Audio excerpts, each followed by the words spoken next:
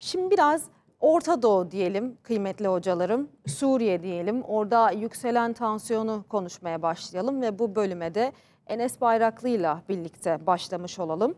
Süveyda ilinde değerli hocam, Dürziler ve Bedevi Arap aşiretleri arasında çok şiddetli çatışmalar var ve bu çatışmalar gittikçe büyüyor. Can kayıpları da var, mesela ekranda da yazmış olduğu üzere.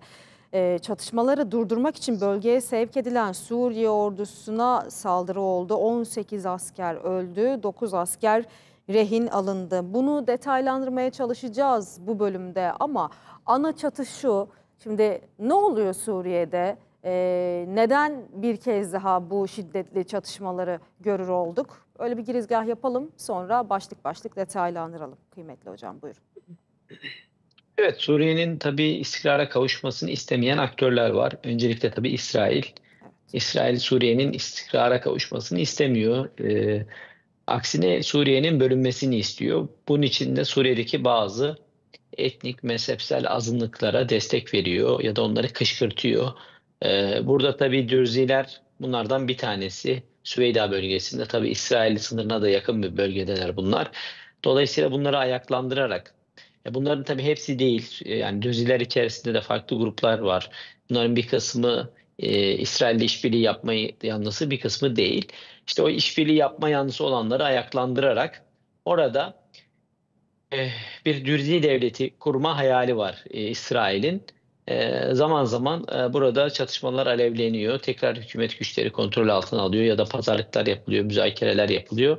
Tabii bir tarafta kuzeyde bir Nusayri devleti, Laskiye merkezli ve yine Fırat'ın doğusunda ve tabii kuzeyde yine Türkiye sınırı boyunca bir sözde PKK devleti kurma hayali var İsrail'in. Ve tabii burada onun dışında başka aktörler de var Suriye'yi istikrarsızlaştırmak isteyen. Bunlardan birisi de İran. İran da başından itibaren Suriye'deki başarısızlığını hazmedemedi ve Suriye'yi istikrarsızlaştırmak için elinden geleni yaptı. Şimdi dolayısıyla burada olaylar ne noktaya varır? Aslında e, İsrail savaş uçaklarının da bir şekilde müdahil olduklarını, çeşitli Evet. bombardımanlar yaptıklarını Hatta kritik biliyoruz. noktalara hedef alıyorlar hocam. O da mesela dikkat çekici. Evet. Yani İsrail burada bir oldu bittiyle kendisinin koruması altında olan bir Dürzi devleti kurma hayali içerisinde. Böylelikle güney sınırlarını, yani Suriye'nin güneyini ile Suriye ile İsrail arasında bir tampon devletçik kuracak. Aslında hayali bu.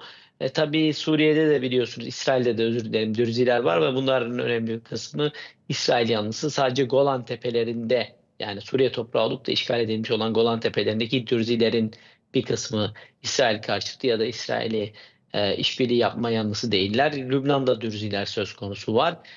Ama şunu görüyoruz: İsrail'in bölgedeki politikası klasik emperyalist politika. Böl, parçala, yönet.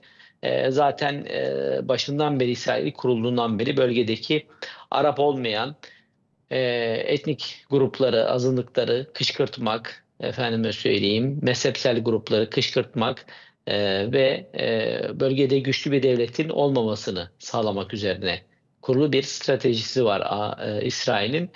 Türkiye'yi de aslında bu çerçevede hedef alıyor. Çünkü bu coğrafyada güçlü bir devlet İsrail istemiyor. Güçlü bir devletin yarın kendi politikalarına engel olabileceğini, yayılmacı politikalarına, katliamcı politikalarına dur diyebileceğinden çekiniyor.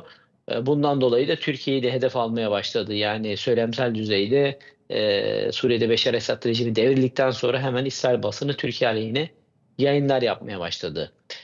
Bu açıdan bakacak olursanız Süveyda'da buradaki esas olup bitenin arkasında İsrail olduğunu söyleyebiliriz. İsrail desteğini çekse bugün Suriye çok büyük oranda tamamen istikrara kavuşur diye düşünüyorum.